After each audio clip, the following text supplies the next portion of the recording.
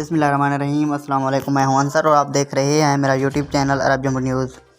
خواتین کو محرم کے بغیر عمرہ ویزا جاری ہوگا، شرائط کیا ہیں؟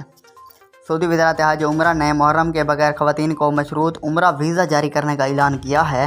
آئندہ بیرون مملکت سے خواتین محرم کے بغیر عمرہ ویزا پر آ سکے گی۔ ایکاز اخبار کے مطابق وزارت حج و عمرہ نے خواتین کے لیے محرم کے بغیر عمرہ ویزا کے اجراء کی شرائط بیان کی ہیں۔ وزارت کا کہنا ہے کہ جو خواتین گروپ میں عمرہ پر آنا چاہیں گی اور ان کی عمر 45 برس اور اس سے زیادہ ہوگی، انہیں محرم کے بغیر عمرہ ویزا دے دیا جائے گا۔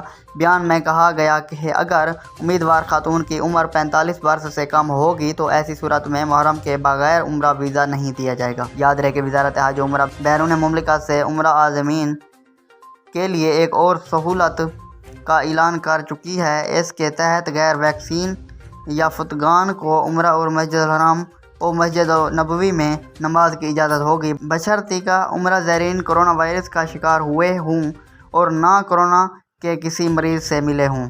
قبل ازیں سعودی حکومت نے بیرون مملکت سے عمرہ مسجد الحرام اور مسجد نبوی کی زیارت کے لیے نئے ضوابط جاری کیے تھے۔ بیان میں کہا گیا تھا کہ جو لوگ بیرون مملکت سے آنے والے عمرہ زائرین کو آن لائن ویزا حاصل کرنا ہوگا، آن لائن عمرہ ویزا میڈیکل انشورنس ہولڈر کو دیا جائے گا۔ انشورنس اسکیم میں کورونا وائرس سے متاثر ہونے کی صورت میں علاج معالجے کی سہولتیں مہیا ہونا ضروری ہیں۔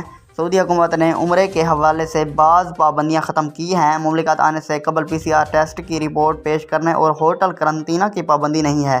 عمرہ اور زیارت کے دوران سماجی فاصلے کی پابندی بھی ختم کر دی گئی ہے، جبکہ مسجد الحرام اور مسجد نبوی میں نماز کے لیے اجازت ناموں کا حصول اب ضروری نہیں رہا۔